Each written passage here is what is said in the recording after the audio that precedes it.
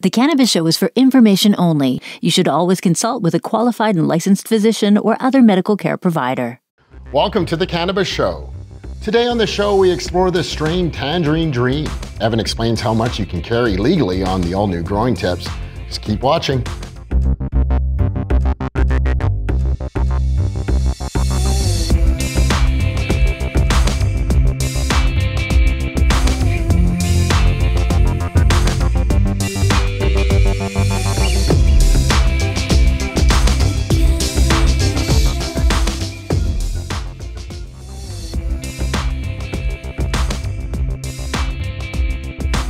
How much cannabis can I carry? Can I have cannabis plants in public? How much can I store at home? Hello and welcome to Growing Tips. My name is Evan and this is my New Year update. October 17th, 2018, adult use cannabis became legal across Canada, and now anyone over the age majority in their province can carry 30 grams of legal cannabis or its equivalent. Public possession limits remain the same for authorized patients who are registered with a licensed producer or with Health Canada. Medical patients can carry 30 times their monthly or their daily prescription, up to 150 grams, in addition to their 30 grams of non-medical cannabis or its equivalents, for a total of 180 grams of dried cannabis. For those authorized to access cannabis for medical purposes, they must be prepared to show they are legally allowed to possess more than 30 grams or its equivalent in public if they are requested by law enforcement. This can be done by showing the registration certificate issued by Health Canada. The possession limit in the Cannabis Act are based on dried cannabis, and Health Canada has developed equivalencies for other cannabis products to identify what their possession limits would be. 1 gram of dried cannabis is equivalent to 5 grams of fresh cannabis, 15 grams of solid cannabis product, 70 grams of liquid cannabis edibles, 0.25 grams of cannabis concentrate, and 1 cannabis seed.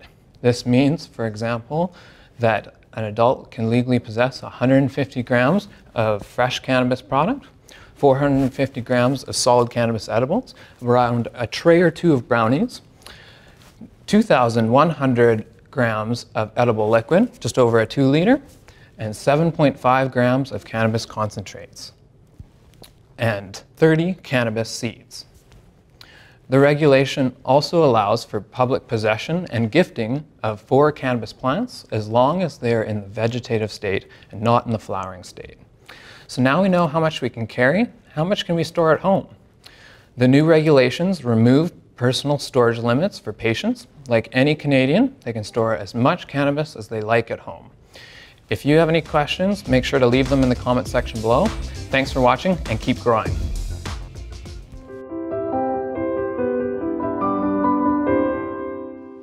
What? No, I said nice kush, not tush. All right, anyway. Oh, sorry. You know, one thing I've noticed since we have legalized cannabis recreationally is that the stigma still very much exists. Now, I know that this will hopefully start to dissipate in time, but we all have to do our part to try and break certain stereotypes and go beyond the pothead moniker.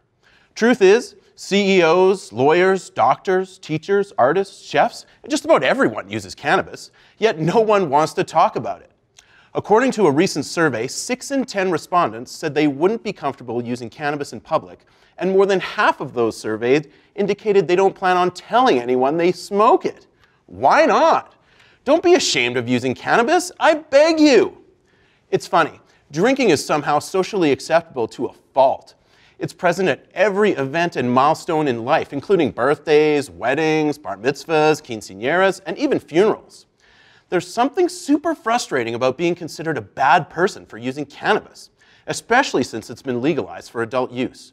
What's even more frustrating is that substances like tobacco, sugar, and of course alcohol have long been legal to indulge in, and guess what? No one seems to judge you for using those, well, at least not in a true moral sense. I can use those sinful substances and still be considered a decent human being. Here's the best part in all of this, though. The statistics actually show the opposite is true when it comes to cannabis users. Research has shown that compared to cannabis poo-pooers, cannabis consumers are actually more socially active, have higher level of education, earn more money per year, and are more likely to travel than those who put up a red light when it comes to using cannabis. And wouldn't it be amazing if we saw cannabis being used in society the same way alcohol currently is? Head to a wedding and there's a bud bar alongside a regular bar. And maybe it's a joint the main characters share in the new sitcom sitting on the stoop instead of catching up with a beer after work. Heck, wouldn't it be amazing to see joints supplied on one of those reality shows to get the contestants to open up to each other instead of plying them with booze? The time will come, but until then, we need to stand up and let people know it's okay to use cannabis. Thanks. I'm going to smoke a joint.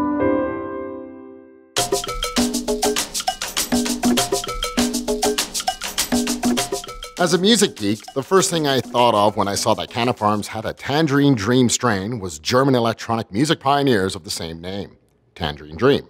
Funny enough, I would later find out that they both made me feel the same way, calm, happy, with warm thoughts. Tangerine Dream by Canna Farms is a favorite among many cannabis users. Evan, our growing tips expert, even told me it was definitely one of his. I now can see why.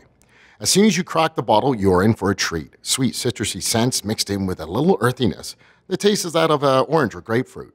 The physical look of the buds are glorious, with orange pistils and in some cases rather large crystals. Patients that are dealing with depression, fatigue, or looking for something for stress relief may want to try this strain. A hybrid sativa, many patients have said that they like this for day use. They feel relaxed without the couch lock.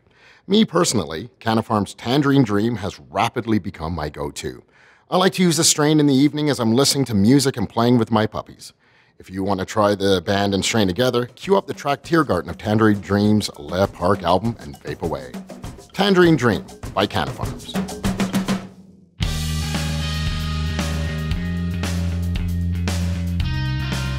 Happy New Year. Happy New Year. Here we are. Evan on the end, Kate, we got Hart, I'm Chris. Well, here we are, 2019. Got any cannabis resolutions? Yeah, I'm going to resolve to smoke more cannabis. Oh, yes, I think I will too. Yeah, everybody should. That's something everybody should do. Yeah.